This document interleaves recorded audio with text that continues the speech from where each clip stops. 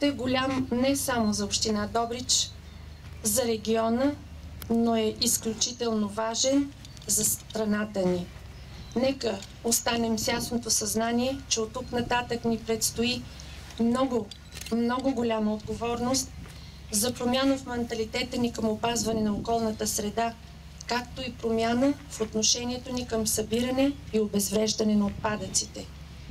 Нека обединяваме усилията си, така както до сега, да продължим да работим, да печелим доверие и да придобием самочувствието на хора, без чието труд опазването на околната среда и здравето на хората не може.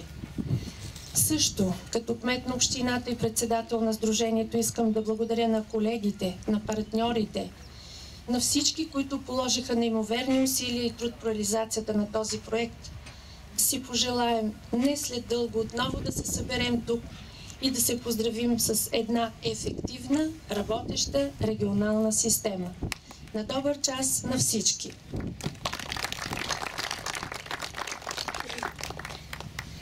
Сега давам думата на господин Исмет Абил, заместник областен управител на област Добрич. Уважаема госпожа кмет, уважаеми господа кметови и съветници, дами и господа, за мен е удоволствие да ви поздравя по случай първата копка на един много сериозен и важен обект за област Добрич. Днес темата за депото край село Стожер е многократно обсъждана и дискутирана през последните години в различни формати в нашата област. Както и по принцип темата за изграждането на депата за твърди битови отпадъци на територията на България. Според ангажимента на договор за присъединяване към Европейския съюз, България трябваше да изгради системата за третиране на битови отпадъци през края на 2009 година. Един от характерните проблеми, които изниква, е изборът на място за разполагане на клетки на депото.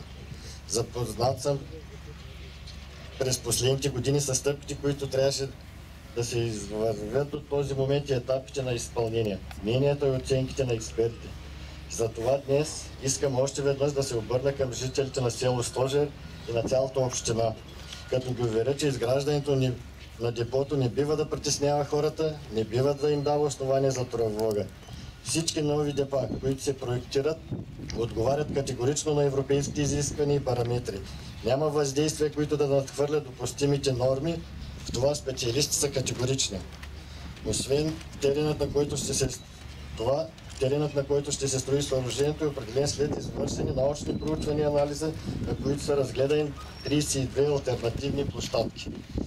Поздравявам за Сдружението за изграждане на регионална система за управление на отпадъци за положените усилия в посока финализиране на проекта и вярвам, че новото модерно депо за твърди битови отпадъци дава основание за гордост и самочувствие на всички жители на област Добрич. На добър час!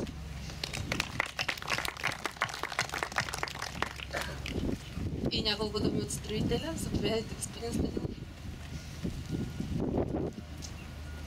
Що казах да ме прескочат? Само, че не искаме. Ние строителите не сме по приказките, а по работата. Честито на общината.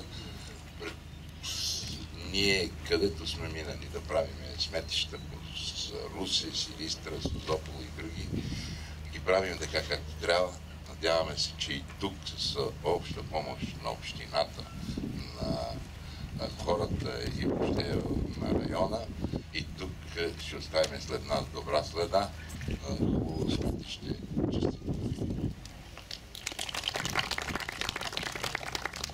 Благодаря. Да пожелаем строителството на новото регионално депо да върви като по вода.